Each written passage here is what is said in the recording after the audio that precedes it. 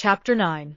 After 2 years, I remember the rest of that day, and that night, and the next day, only as an endless drill of police and photographers and newspapermen in and out of Gatsby's front door.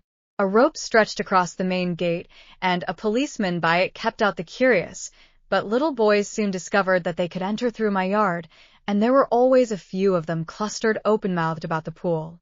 Someone with a positive manner, perhaps a detective, used the expression madman as he bent over Wilson's body that afternoon, and the adventitious authority of his voice set the key for the newspaper reports next morning.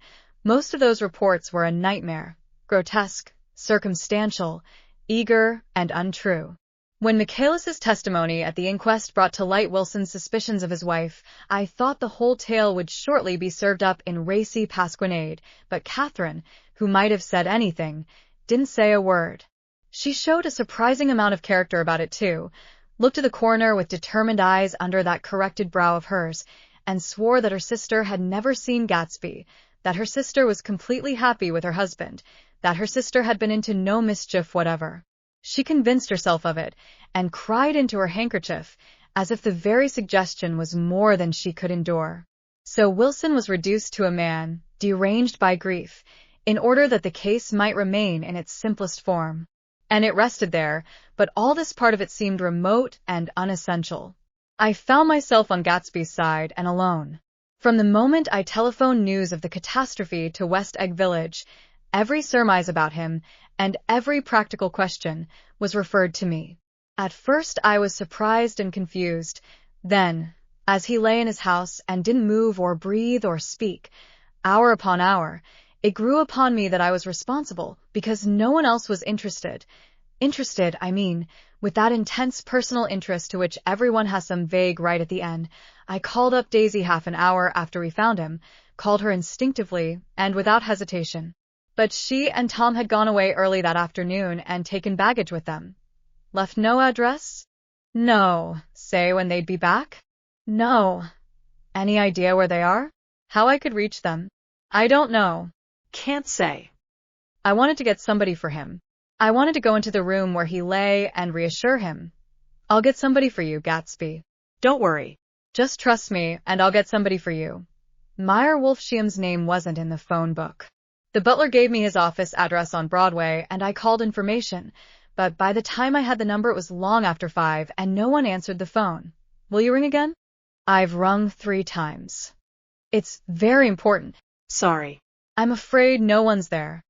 I went back to the drawing room and thought for an instant that they were chance visitors, all these official people who suddenly filled it. But, though they drew back the sheet and looked at Gatsby with shocked eyes, his protest continued in my brain. Look here, old sport, you've got to get somebody for me. You've got to try hard. I can't go through this alone. Someone started to ask me questions, but I broke away and going upstairs looked hastily through the unlocked parts of his desk. He'd never told me definitely that his parents were dead. But there was nothing. Only the picture of Dan Cody, a token of forgotten violence, staring down from the wall. Next morning I sent the butler to New York with a letter to Wolfschium, which asked for information and urged him to come out on the next train. That request seemed superfluous when I wrote it. I was sure he'd start when he saw the newspapers, just as I was sure there'd be a wire from Daisy before noon, but neither a wire nor Mr. Wolfschium arrived. No one arrived except more police and photographers and newspapermen. When the butler brought back Wolfschium's answer, I began to have a feeling of defiance, of scornful solidarity between Gatsby and me against them all. Dear Mr. Carroway, this has been one of the most terrible shocks of my life to me. I hardly can believe it that it is true at all. Such a mad act as that man did should make us all think. I cannot come down now, as I am tied up in some very important business and cannot get mixed up in this thing now. If there is anything I can do a little later, let me know in a letter by Edgar. I hardly know where I am when I hear about a thing like this and am completely knocked down and out. Yours truly, Meyer Wolfschium, then hasty addenda beneath. Let me know about the funeral, etc. Do not know his family at all. When the phone rang that afternoon and long distance said Chicago was calling, I thought this would be Daisy at last. But the connection came through as a man's voice, very thin and far away. This is Slagle speaking. Yes? The name was unfamiliar. Hell of a note, isn't it? Get my wire. There haven't been any wires. Young Park's in trouble, he said rapidly. They picked him up when he handed the bonds over the counter. They got a circular from New York giving, and the numbers just 5 minutes before. What you know about that, hey? You never can tell in these hick towns. Hello. I interrupted breathlessly. Look here, this isn't Mr. Gatsby. Mr. Gatsby's dead. There was a long silence on the other end of the wire, followed by an exclamation, then a quick squawk as the connection was broken. I think it was on the third day that a telegram signed Henry C. Gats arrived from a town in Minnesota. It said only that the sender was leaving immediately and to postpone the funeral until he came. It was Gatsby's father, a solemn old man, very helpless and dismayed, bundled up in a long cheap ulster against the warm September day. His eyes leaked continuously with excitement, and when I took the bag and umbrella from his hands, he began to pull so incessantly at his sparse gray beard that I had difficulty in getting off his coat. He was on the point of collapse, so I took him into the music room and made him sit down while I sent for something to eat. But he wouldn't eat, and the glass of milk spilled from his trembling hand. I saw it in the Chicago newspaper, he said. It was all in the Chicago newspaper. I started right away. I didn't know how to reach you. His eyes, seeing nothing, moved ceaselessly about the room. It was a madman, he said. He must have been mad. Wouldn't you like some coffee? I urged him. I don't want anything. I'm all right now, Mr. Carraway. Well, I'm all right now. Where have they got Jimmy?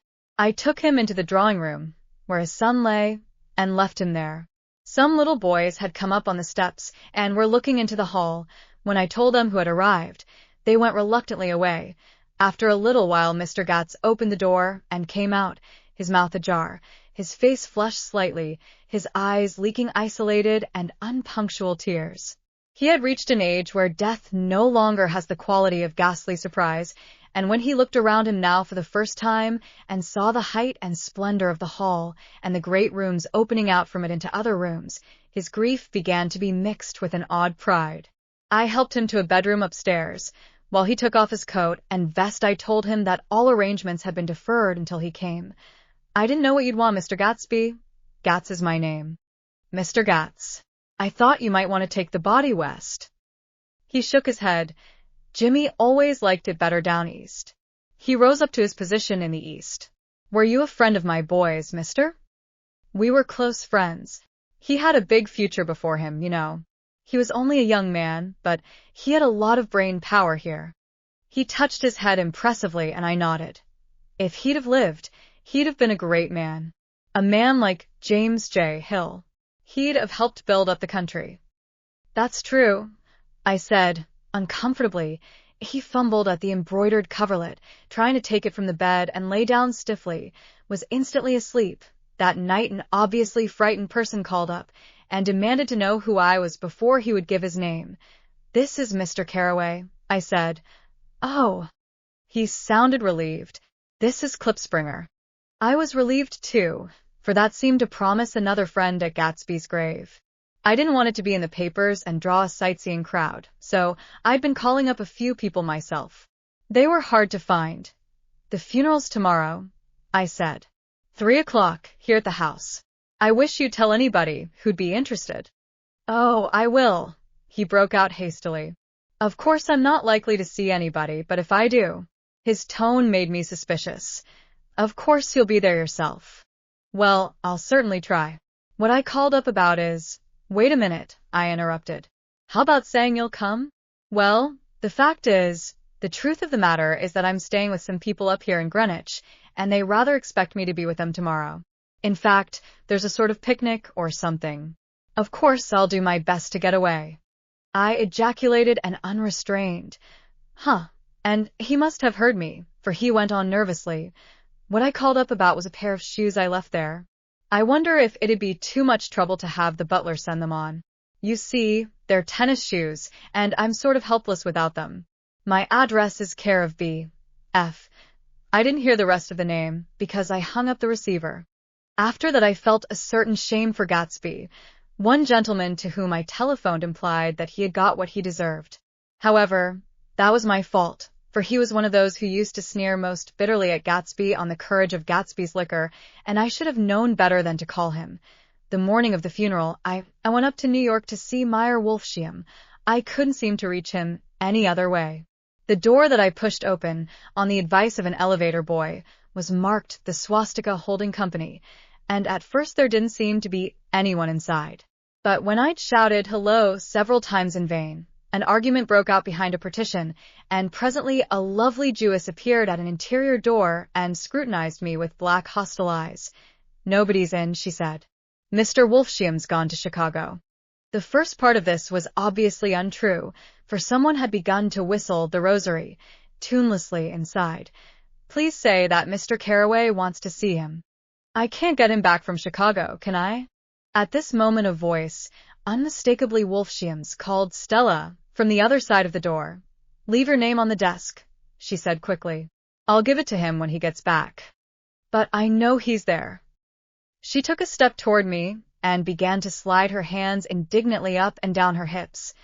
"You young men think you can force your way in here any time," she scolded. "We're getting sick and tired of it. When I say he's in Chicago, he's in Chicago." I mentioned Gatsby. "OH." She looked at me over again. "Will you what was your name?" She vanished. In a moment Meyer Wolfsheim stood solemnly in the doorway, holding out both hands. He drew me into his office, remarking in a reverent voice that it was a sad time for all of us, and offered me a cigar. "My memory goes back to when first I met him," he said. "A young major just out of the army and covered over with medals he got in the war. He was so hard up he had to keep on wearing his uniform because he couldn't buy some regular clothes. First time I saw him was when he came into Weinbrenner's pool room at 43rd Street and asked for a job. He hadn't eaten anything for a couple of days. 'Come on, have some lunch with me,' I said. He ate more than $4 worth of food in half an hour." "Did you start him in business?" I inquired. "Start him? I made him." "Oh." "I raised him up out of nothing, right out of the gutter. I saw right away he was a fine-appearing, gentlemanly young man, and when he told me he was at Oxford, I knew I could use him good. I got him to join the American Legion, and he used to stand high there. Right off he did some work for a client of mine up to Albany. We were so thick like that in everything," he held up two bulbous fingers, "always together. I wondered if this partnership had included the World Series transaction in 1919. Now he's dead," I said after a moment. "You were his closest friend, so I know you'll want to come to his funeral this afternoon." "I'd like to come." "Well, come then." The hair in his nostrils quivered slightly, and as he shook his head his eyes filled with tears. "I can't do it. I can't get mixed up in it," he said. "There's nothing to get mixed up in. It's all over now. When a man gets killed, I never like to get mixed up in it in any way. I keep out. When I was a young man, it was different. If a friend of mine died, no matter how, I stuck with him to the end. You may think that's sentimental, but I mean it, to the bitter end." I saw that for some reason of his own he was determined not to come, so I stood up. "Are you a college man?" he inquired suddenly. For a moment I thought he was going to suggest a connection, but he only nodded and shook my hand. "Let us learn to show our friendship for a man when he is alive and not after he is dead," he suggested. "After that my own rule is to let everything alone." When I left his office the sky had turned dark and I got back to West Egg in a drizzle.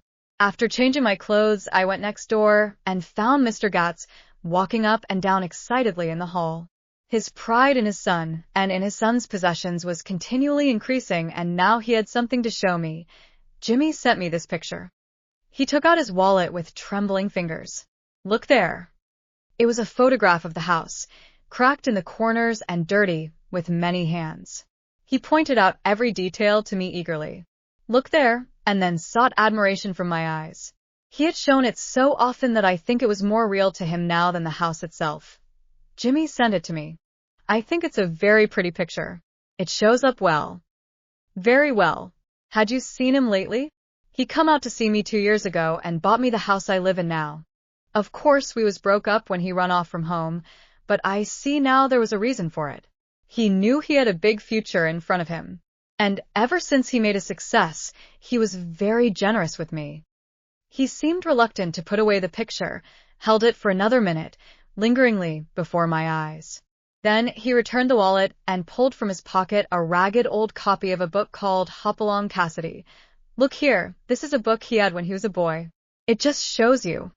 He opened it at the back cover and turned it around for me to see. On the last flyleaf was printed the word schedule and the date September 12th, 1906. And underneath, rise from bed 6 o'clock a.m. dumbbell exercise and wall scaling 6:15, 6:30, study electricity, etc. 7:15, 8:15 work 8:30, 4:30 p.m. baseball and sports 4:30, 5 o'clock practice elocution, poise and how to attain at 5 o'clock, 6 o'clock study needed inventions 7 o'clock, 9 o'clock general resolves, no wasting time at shafters or a name, indecipherable, no more smoking or chewing. Bath every other day. I read one improving book or magazine per week. Save $5, crossed out $3 per week. Be better too. Parents, I came across this book by accident, said the old man. It just shows you, don't it? It just shows you. Jimmy was bound to get ahead. He always had some resolves like this or something. Do you notice what he's got about improving his mind? He was always great for that. He told me I eat like a hog once and I beat him for it. He was reluctant to close the book, reading each item aloud, and then looking eagerly at me. I think he rather expected me to copy down the list for my own use. A little before 3 the Lutheran minister arrived from Flushing, and I began to look involuntarily out the windows for other cars. So did Gatsby's father. And as the time passed and the servants came in and stood waiting in the hall, his eyes began to blink anxiously, and he spoke of the rain in a worried, uncertain way. The minister glanced several times at his watch, so I took him aside and asked him to wait for half an hour. But it wasn't any use. Nobody came. About 5 o'clock our procession of 3 cars reached the cemetery and stopped in a thick drizzle beside the gate. First a motor hearse, horribly black and wet, then Mr. Gatz and the minister and me in the limousine, and a little later 4 or 5 servants and the postman from West Egg, in Gatsby's station wagon, all wet to the skin. As we started through the gate into the cemetery, I heard a car stop, and then the sound of someone splashing after us over the soggy ground. I looked around. It was the man with owl-eyed glasses whom I had found marveling over Gatsby's books in the library one night 3 months before. I'd never seen him since then. I don't know how he knew about the funeral, or even his name. The rain poured down his thick glasses, and he took them off and wiped them to see the protecting canvas unrolled from Gatsby's grave. I tried to think about Gatsby then for a moment, but he was already too far away, and I could only remember, without resentment, that Daisy hadn't sent a message or a flower. Dimly I heard someone murmur, "Blessed are the dead that the rain falls on," and then the owl-eyed man said, "Amen to that." In a brave voice we straggled down quickly through the rain to the cars. Owl Eyes spoke to me by the gate. "I couldn't get to the house," he remarked. "Neither could anybody else." "Go on," he started. "Why, my God, they used to go there by the hundreds." He took off his glasses and wiped them again, outside and in. "The poor son of a bitch," he said. One of my most vivid memories is of coming back west from prep school and later from college at Christmas time. Those who went farther than Chicago would gather in the old dim Union Station at 6 o'clock of a December evening with a few Chicago friends, already caught up into their own holiday gaieties, to bid them a hasty goodbye. I remember the fur coats of the girls returning from Miss Thesordat's and the chatter of frozen breath and the hands waving overhead as we caught sight of old acquaintances and the matchings of invitations. "Are you going to the Ordways? The Herseys? The Schultzes?" and the long green tickets clasped tight in our gloved hands. And last, the murky yellow cars of the Chicago, Milwaukee and St. Paul Railroad looking cheerful as Christmas itself on the tracks beside the gate. When we pulled out into the winter night and the real snow, our snow, began to stretch out beside us and twinkle against the windows, and the dim lights of small Wisconsin stations moved by, a sharp wild brace came suddenly into the air. We drew in deep breaths of it as we walked back from dinner through the cold vestibules, unutterably aware of our identity with this country for one strange hour, before we melted indistinguishably into it again. That's my Middle West, not the wheat or the prairies or the lost Swede towns, but the thrilling returning trains of my youth. and the street lamps and sleigh bells in the frosty dark, and the shadows of holly wreaths thrown by lighted windows on the snow. I am part of that, a little solemn with the feel of those long winters, a little complacent from growing up in the caraway house in a city where dwellings are still called through decades by a family's name. I see now that this has been a story of the West. After all, Tom and Gatsby, Daisy and Jordan and I were all Westerners, and perhaps we possess some deficiency in common which made us subtly unadaptable to Eastern life.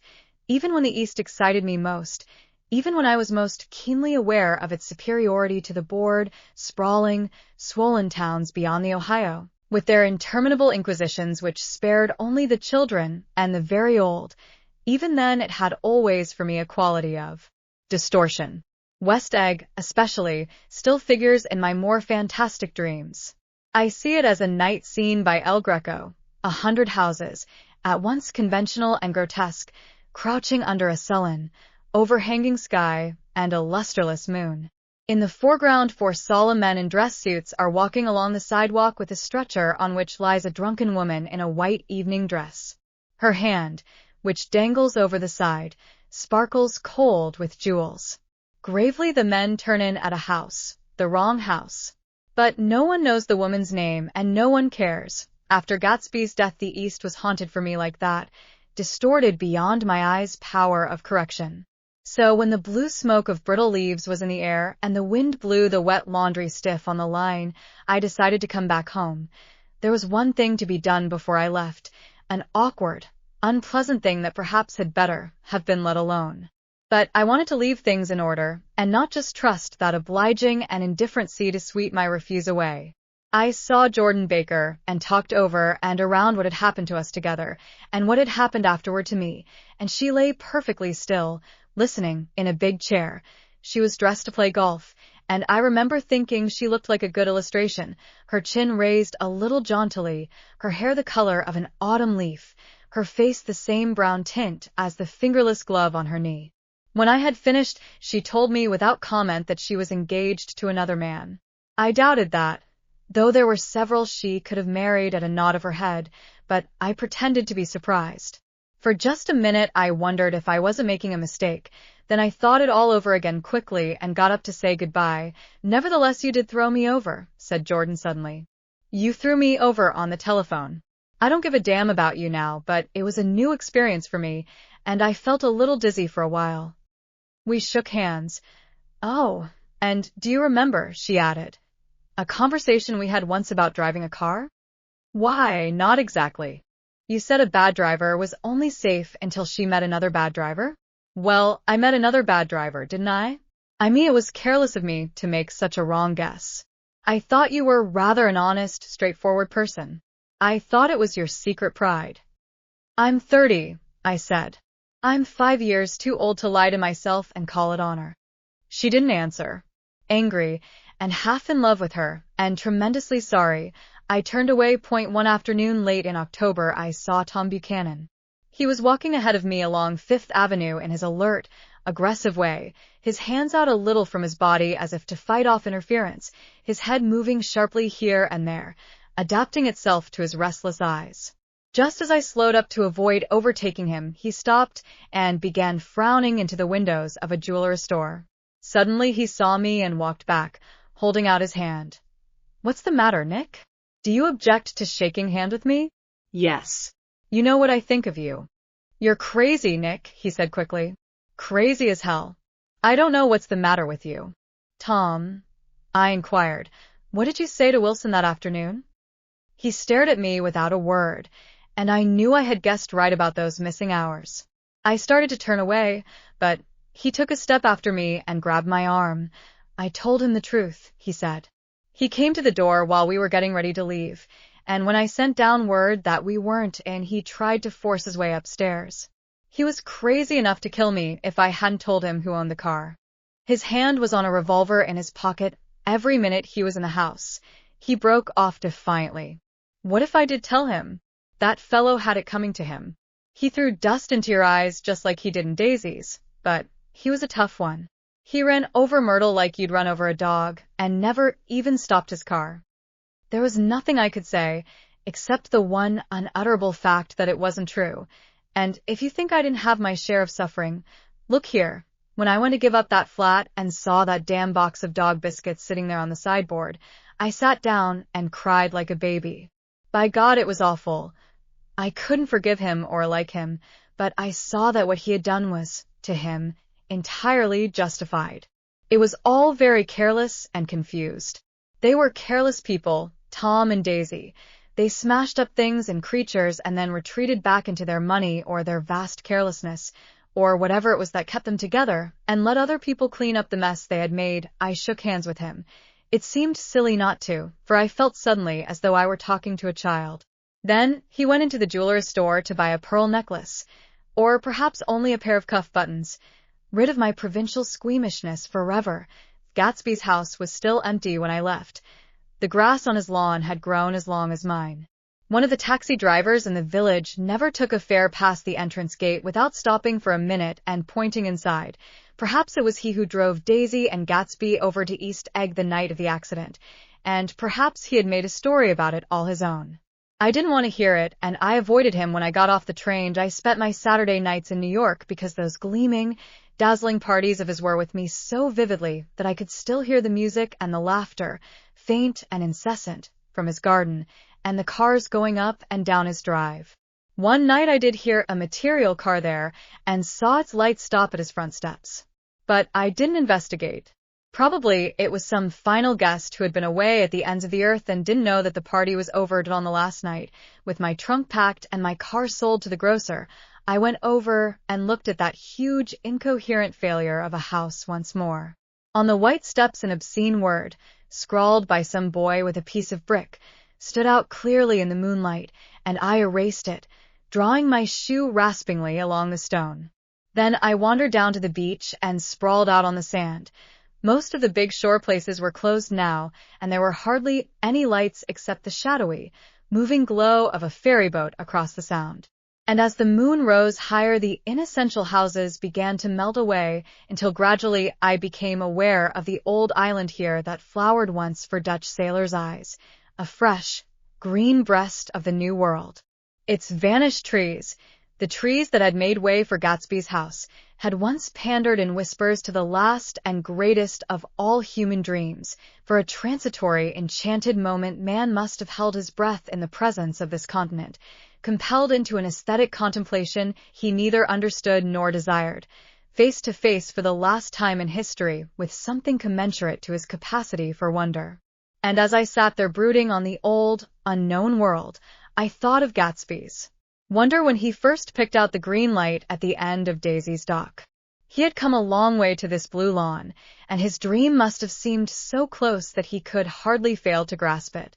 He did not know that it was already behind him, somewhere back in that vast obscurity beyond the city, where the dark fields of the Republic rolled on under the night. Gatsby believed in the green light, the orgastic future that year by year recedes before us. It eluded us then, but that's no matter. Tomorrow we will run faster, stretch out our arms further. And one fine morning, so we beat on, boats against the current, borne back ceaselessly into the past. Thank you for joining us on this journey through The Great Gatsby, a tale of love, ambition, and the pursuit of the American dream. We hope you enjoyed experiencing the world of J. Gatsby, Daisy Buchanan, and the Roaring Twenties. Stay tuned for more timeless stories. Thank you for listening.